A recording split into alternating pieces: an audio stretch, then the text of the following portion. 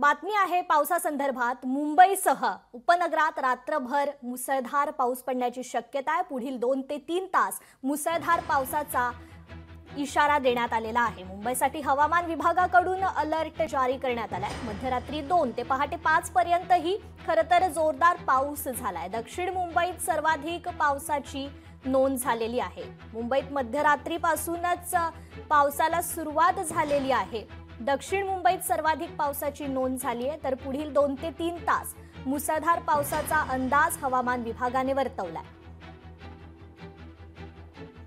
या संदर्भात आपण अधिकची माहिती घेणार आहोत। आपले प्रतिनिधी भूषण शिंदे आपल्याशी जोडले गेलेले आहेत। भूषण, खरं तर मध्यरात्रीपासूनच मुंबईसह उपनगरात रात्रभर पाऊस सुरू आहे।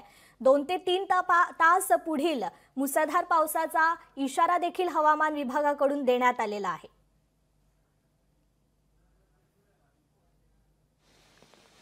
नक्कीच कृपा, एकंदर काल रात्रीपासून मुंबईमध्ये जोरदार पाऊस जो आहे तो कायम असलेला पाहायला मिळत आहे। अगदी मुंबई उपनगर असेल किंवा दक्षिण मुंबई असेल, या संपूर्ण मुंबई शहरामध्ये सध्या पावसाने झोडपून काढलेला आहे।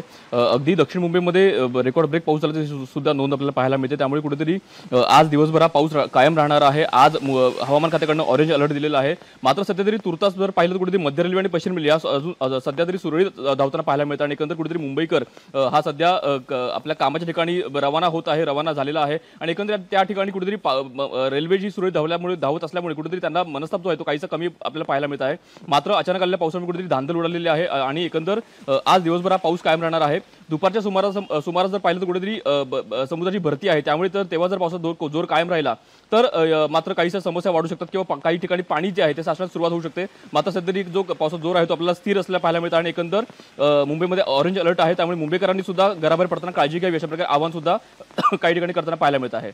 निश्चितच भूषण, धन्यवाद तुम्ही दिलेल्या या माहितीबद्दल। लोकशाही मराठी ऐका, पहा, जागरूक रहा।